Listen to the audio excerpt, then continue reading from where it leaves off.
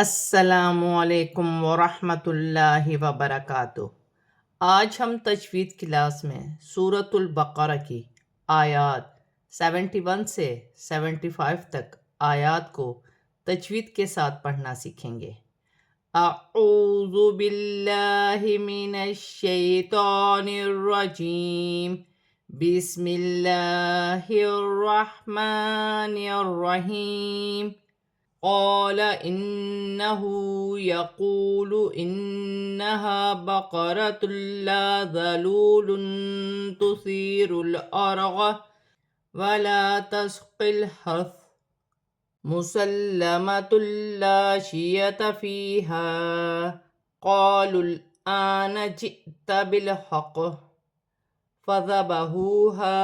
وما كادوا يفعلون۔ الف سے پہلے زبر الف مدہ ہے، ایک الف کی مقدار کھینچ کر پڑھا جائے گا۔ نون مشدد میں غنہ ہوگا، ہا پر الٹی پیش ہے، ایک الف کی مقدار کھینچ کر پڑھا جائے گا، جیسے انہو۔ واو ساکن سے پہلے پیش ہے، واو مدہ بن رہی ہے، اسے بھی ایک الف کی مقدار کھینچ کر پڑھا جائے گا۔ نون مشدد میں غنہ ہوگا، الف مدہ بھی بن رہی ہے، ایک الف کی مقدار کھینچ کر پڑھا جائے گا۔ دو پیش کی تنوین کے بعد لام مشدد آ رہی ہے، تنوین میں غنہ نہیں کیا جائے گا، یہاں الف مدہ بن رہی ہے، ایک الف کی مقدار کھینچ کر پڑھا جائے گا۔ واو ساکن سے پہلے پیش ہے، واو مدہ بن رہی ہے، اسے بھی ایک الف کی مقدار کھینچ کر پڑھا جائے گا۔ دو پیش کی تنوین میں اخفا ہوگا، آگے حرف اخفا میں سے تا آ رہی ہے، یا ساکن سے پہلے زیر یا مدہ بن رہی ہے، اسے بھی ایک الف کی مقدار کھینچ کر پڑھا جائے گا۔ لام ساکن ہے، را ساکن ہے، را ساکن سے پہلے زبر ہے تو را موٹی پڑھی جائے گی، لام ساکن کو اپنے سے پہلے حرف کی حرکت کے ساتھ ملا کر پڑھا جائے گا۔ الف مدہ بن رہی ہے، ایک الف کی مقدار کھینچ کر پڑھا جائے گا۔ لام ساکن ہے، لام کو قاف کی حرکت کے ساتھ ملا کر پڑھا جائے گا۔ را ساکن ہے، را ساکن سے پہلے زبر ہے تو را موٹی پڑھی جائے گی۔ وف کی صورت میں زبر گر جائے گی اور ثا ساکن ہو جائے گی۔ ثا نرمی والا حرف ہے، نرمی سے ادا کیا جائے گا، سیٹی نہ ہو۔ لام مشدد ہے،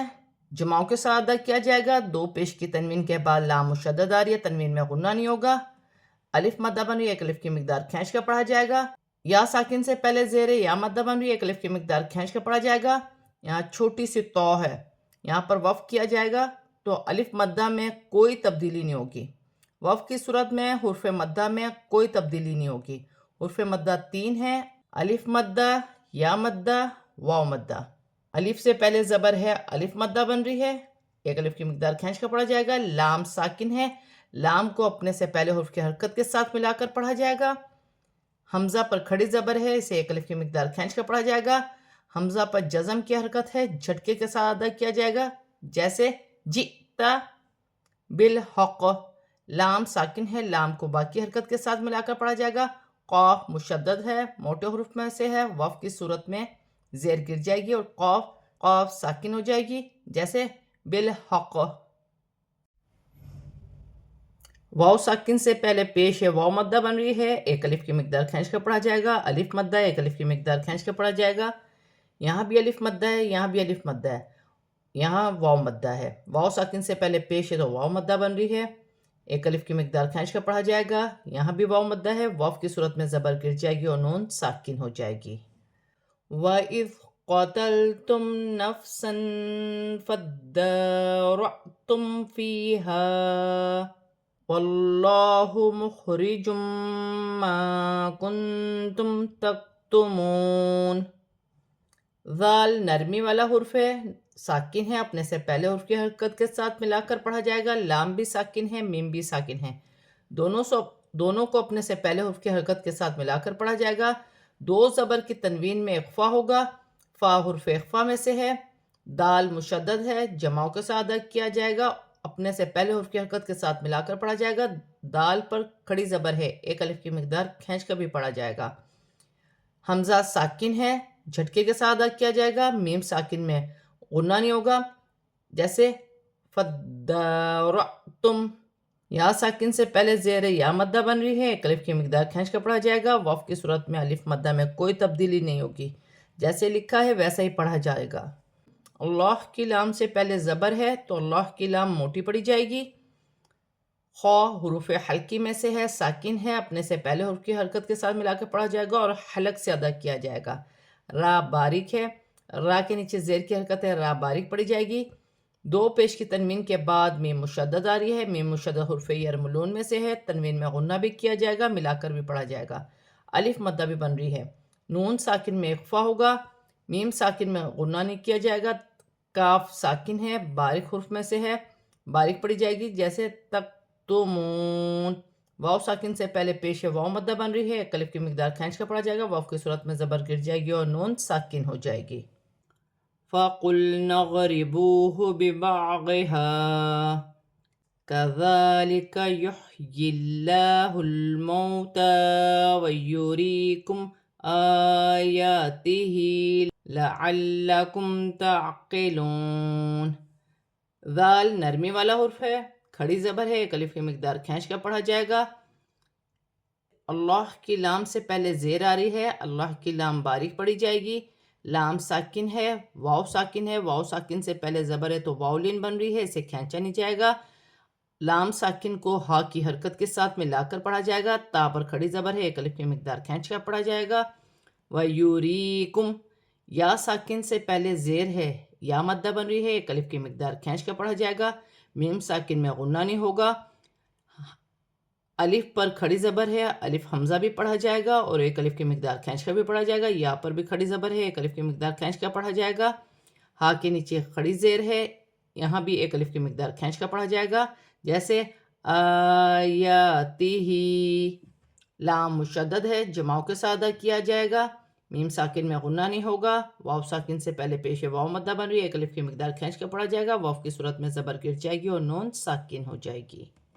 ثم قست قلوبكم من بعد ذلك فهي كالحجارة أو أشد قسوة وإن من الحجارة لما يتفجر منه الأنهار وإن منها لما يشقق فيخرج منه الماء وَإِنَّ مِنْهَا لَمَا يَهْبِطُ مِنْ خَشْيَةِ اللَّهِ وَمَا اللَّهُ بِغَافِلٍ عَمَّا تَعْمَلُونَ۔ فا نرمی والا حرف ہے، نرمی سے ادا کیا جائے گا، میم مشدد ہے، میم مشدد میں غنہ ہوگا اور اپنے سے پہلے حرف کی حرکت کے ساتھ ملا کر پڑھا جائے گا، واو ساکن سے پہلے پیش واو مدہ بن رہی ہے، ایک الف کی مقدار کھینچ کر پڑھا جائے گا، میم ساکن کے بعد میم مشدد آ رہی ہے، ادغام مال غنہ کا قاعدہ ہے، غنہ کیا جائے گا۔ نون ساکن کے بعد با آ رہی ہے، نون ساکن کے بعد جب بھی با آئے گی تو وہاں پر چھوٹی سی میم لکھی ہوتی ہے، نون ساکن کی آواز کو میم سے بدل کر غنے کے ساتھ ادا کیا جاتا ہے، اسے اقلاب کا قاعدہ کہتے ہیں، جیسے من بعدی۔ ذال نرمی والا حرف ہے، کھڑی زبر ہے، ایک الف کی مقدار کھینچ کر پڑھا جائے گا۔ لام ساکن ہے، لام کو اپنے سے پہلے حرف کی حرکت کے ساتھ ملا کر پڑھا جائے گا، الف مدہ، ایک الف کی مقدار کھینچ کر پڑھا جائے گا، واو ساکن سے پہلے زبر واو لین بن رہی ہے، اسے کھینچا نہیں جائے گا، دال مشدد ہے، جماؤ کے ساتھ ادا کیا جائے گا، وف کی صورت میں دو زبر کی تنوین گر جائے گی اور تا ہا میں بدل جائے گی، جیسے قسوہ، قسوہ۔ نون مشدد میں غنہ ہوگا، لام ساکن ہے، لام کو نون کی حرکت کے ساتھ ملا کر پڑھا جائے گا، الف مدہ بھی ہے، یہاں بھی الف مدہ بن رہی ہے، جیم مشدد ہے، جماؤ کے ساتھ ادا کیا جائے گا، جیسے یتفجرو۔